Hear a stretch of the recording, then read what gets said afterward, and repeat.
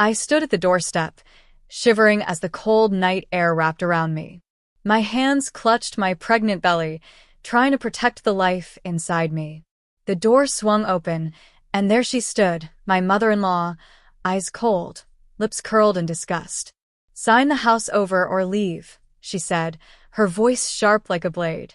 When I shook my head, refusing to give up what was mine, she stepped forward. Before I could react, her hand struck my pregnant stomach, hard.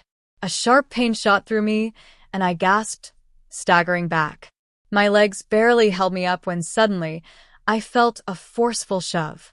My body hit the ground, pain spreading through my back, my belly.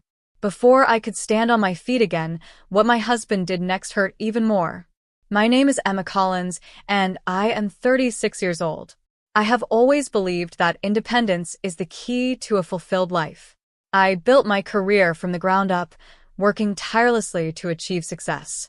As a luxury home designer, I transformed ordinary spaces into breathtaking masterpieces.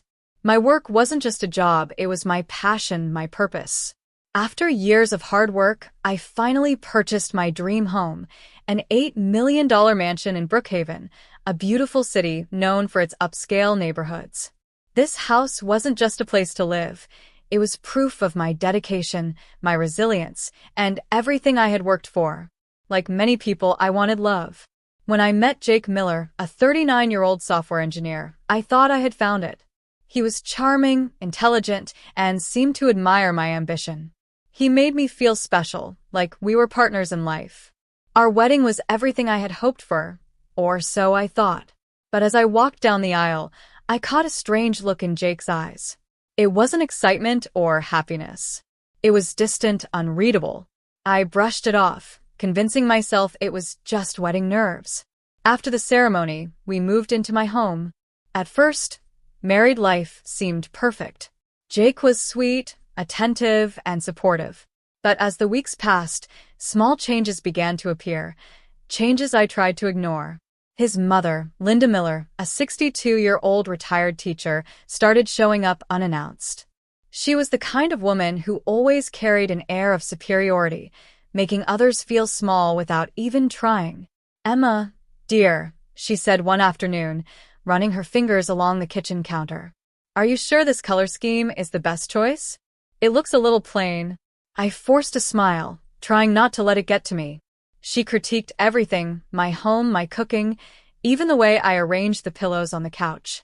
I told myself it was just how mothers-in-law behaved. Maybe I needed to be more patient.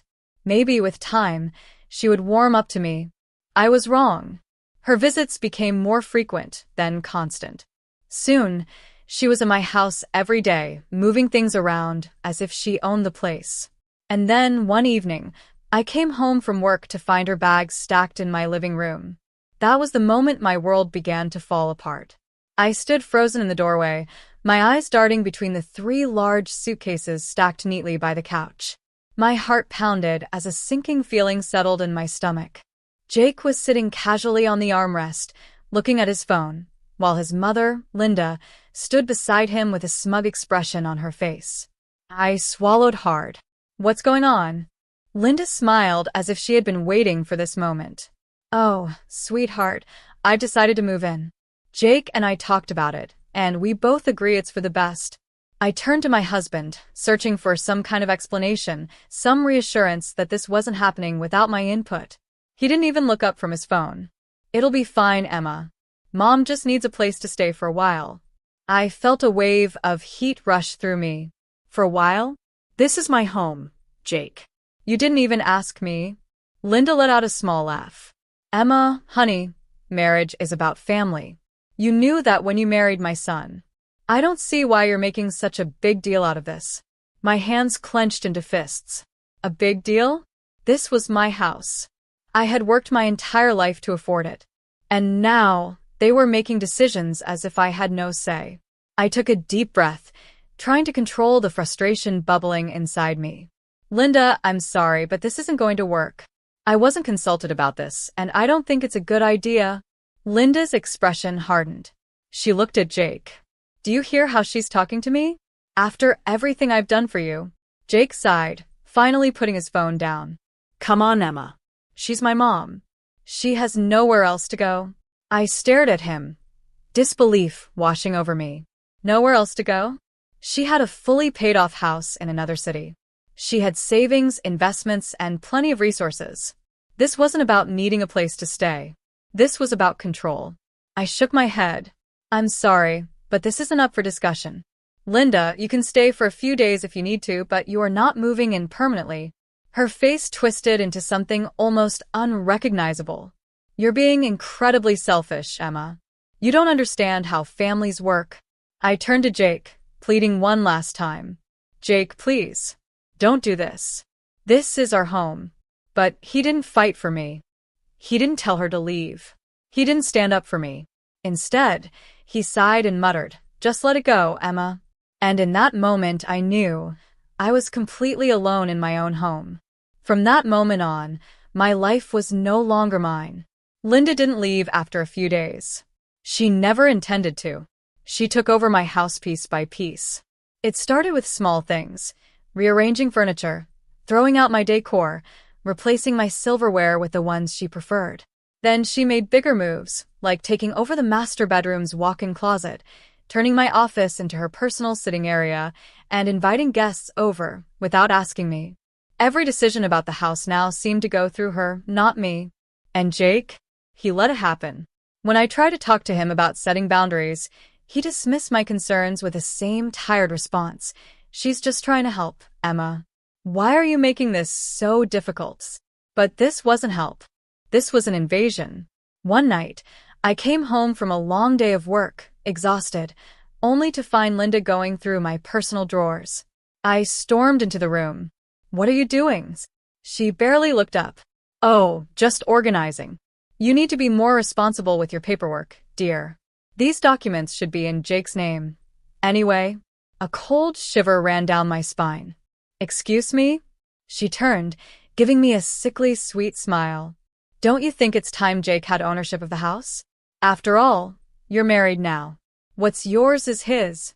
I felt my entire body tense. This was it. This was their plan all along. They wanted my house. I took a deep breath, my voice firm. That will never happen. Linda's eyes darkened, and she scoffed. We'll see about that. I didn't know what she meant. Not yet. But soon I would. And when that moment came, it would be far worse than I ever imagined. Days turned into weeks, and Linda's control over my house and my life only grew stronger. Every morning, I woke up feeling like a stranger in my own home. Jake was no longer my husband. He was his mother's puppet. Every time I confronted him, he shut me down. Every time I tried to reclaim my space, Linda made sure to remind me that I was the one in the way. Then I found out I was pregnant. I thought for a brief moment that this would change things. That Jake would finally see me again. That Linda would at least pretend to be happy. I was wrong. When I told Jake the news, his reaction was shockingly dull. No excitement, no happiness, just an apathetic nod. Linda, on the other hand, barely looked up from her tea. Well, you better start watching what you eat, dear. We wouldn't want any complications. That was it. No joy, no warmth, no support. I felt completely alone. But I wasn't going to give up. This baby was mine, and I would fight to give them the best life possible. I just didn't know that the fight was about to begin sooner than I thought. The night they took everything. It was a cold evening when it happened. I had just gotten home from work, exhausted, carrying a few groceries. When I reached for the door handle, I realized it was locked. Confused, I knocked softly. No response. I knocked again, harder this time. Jake. Open the door. Then I heard her voice. Linda. You're not coming in, Emma. My stomach dropped. What? Linda, stop playing games. Open the door. Silence. Then her voice came again, sharp, deadly cold. You have two options. Either sign the house over to Jake, or get out of our lives. My heart started pounding. This was it. They weren't just trying to control me anymore. They were trying to erase me. Anger surged through me. This is my house. You have no right to do this. Linda laughed. Laughed. Then, the door swung open. She stood there, her cold eyes locked onto mine. Then, without warning, she raised her hand and slapped my pregnant belly. A sharp shock of pain spread through my stomach, and I stumbled backward in horror. "What the hell is wrong with you?" I gasped. But she wasn't done. Before I could react, she shoved me hard. I lost my balance, falling backward onto the pavement, my hands instinctively clutching my belly. Pain shot through me, but I forced myself to stay calm, stay breathing for my baby. Through the blur of pain, I heard Jake's voice. "You should have just listened, Emma." Then, one by one, they threw my belongings onto the street. My clothes, my personal items, my furniture, everything I owned came crashing down onto the cold pavement beside me. Tears blurred my vision. I tried to push myself up, but my body felt weak, shaken. Linda crossed her arms, staring down at me like I was nothing. "Now go. And don't come back." The door slammed shut. And just like that, I was homeless. I sat on the cold pavement, my body trembling. My hands clutched my belly, whispering silent prayers that my baby was okay. The pain lingered from Linda's slap and shove, but the real pain was deeper. Betrayal. Jake, the man I had married, the man who had once told me he loved me, had stood by while his mother physically hurt me and threw me out like garbage. I had nothing with me. No phone, no wallet. Just the clothes on my back and a growing baby inside me. Tears streamed down my face, but through them, a fire started to burn. They thought they had won. They thought they had taken everything from me, but they had no idea who they were dealing with. I forced myself to stand. I would not stay broken. With slow, steady steps, I walked away from the house that had once been my dream.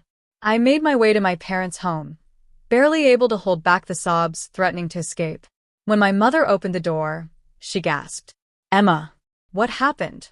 I collapsed into her arms, shaking, my body racked with emotion. "They took everything, Mom. They threw me out. Linda, she hit me." My father, a retired police officer, stood up from his chair, his eyes dark with anger. "They did what?" I could barely get the words out. She slapped my stomach. She pushed me down. Jake let her. Silence filled the room, heavy and dangerous. Then my father said the words that would change everything. "We're going to make them pay." The next morning, I contacted Sophia Carter, my best friend from college, a brilliant attorney who had always fought for justice. When I told her everything, she didn't hesitate. "We're taking them to court." Over the next few days, we built a case. I had proof. Text messages where Linda and Jake belittled me. Security camera footage of them throwing my belongings into the street. Medical reports proving that I had suffered trauma from Linda's assault on my pregnant belly. We filed charges of domestic abuse, coercion, and wrongful eviction. Jake and Linda had underestimated me. They thought I would stay broken, but I was about to destroy them in court. The day of the court hearing arrived, and I felt a mix of emotions, anger, determination, and fear.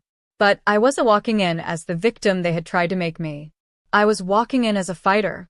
I stepped into the courtroom alongside Sophia, my lawyer, with my parents sitting behind me for support.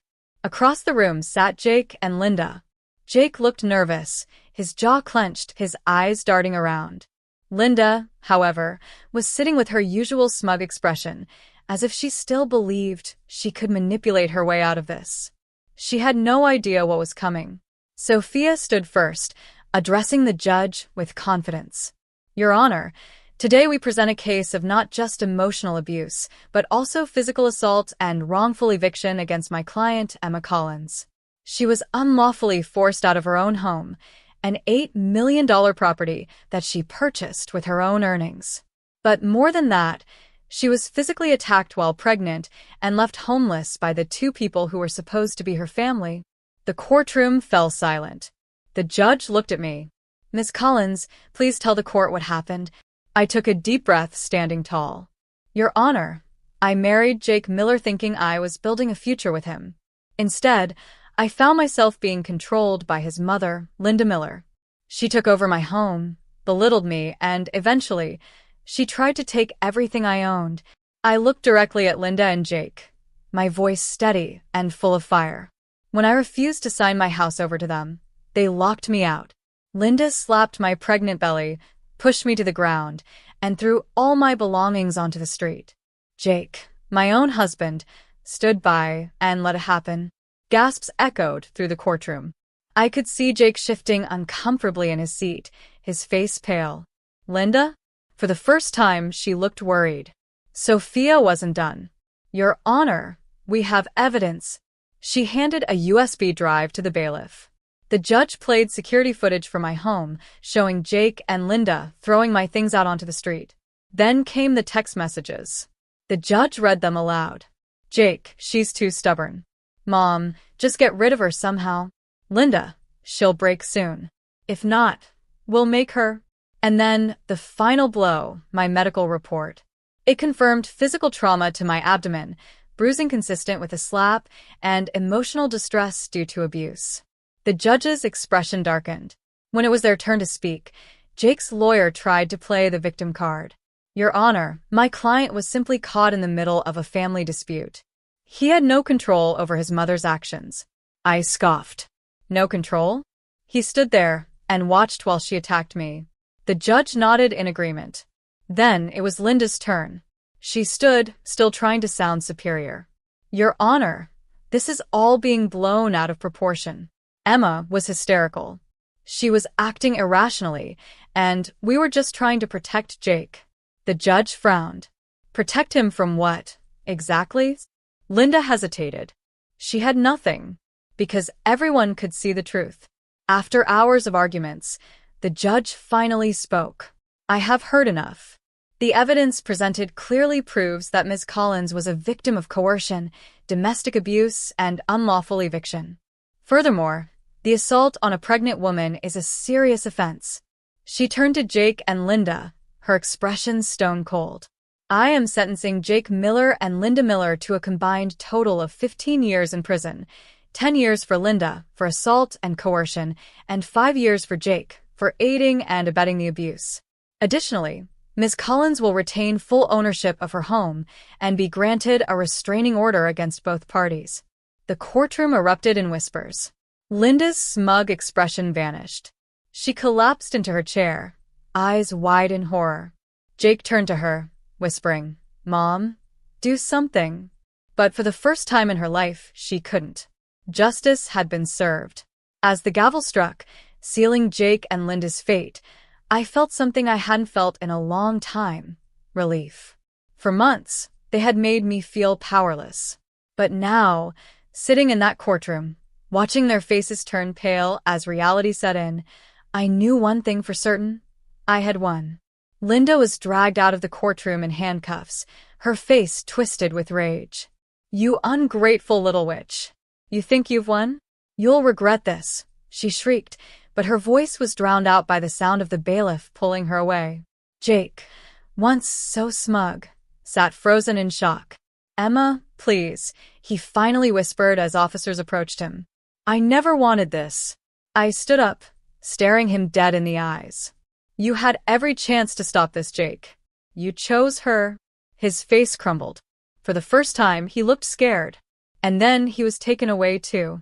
The weight that had been sitting on my chest for so long lifted. I was finally free. The following week, I walked back into my house, my $8 million home, without fear. Everything was exactly as I left it, but it didn't feel the same. It felt better.